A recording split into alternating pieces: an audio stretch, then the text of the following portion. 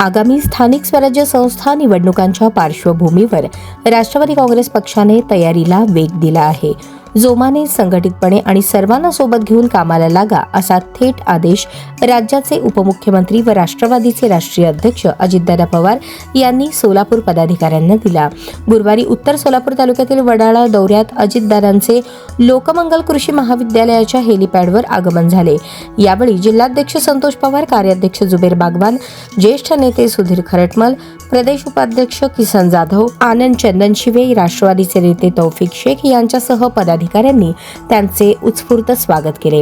सोलापूर महानगरपालिका निवडणुकीच्या पार्श्वभूमीवर विधानसभेचे उपाध्यक्ष व सोलापूर सहसंपर्क मंत्री अण्णा बनसोडे 3 दिवसांच्या विशेष दौऱ्यावर असून सर्व 26 प्रभागांमध्ये बैठका, गाठीभेटी तसेच पक्षप्रवेशाचे कार्यक्रम आयोजित करण्यात आल्याची माहिती पदाधिकाऱ्यांनी अजितदादांना दिली. सोलापूरमध्ये राष्ट्रवादीला संघटितपणे मजबूत करा, एकोप्याने काम करा असा संदेश अजितदादांनी दिल्याचे जिल्हाध्यक्ष संतोष पवार यांनी सांगितले.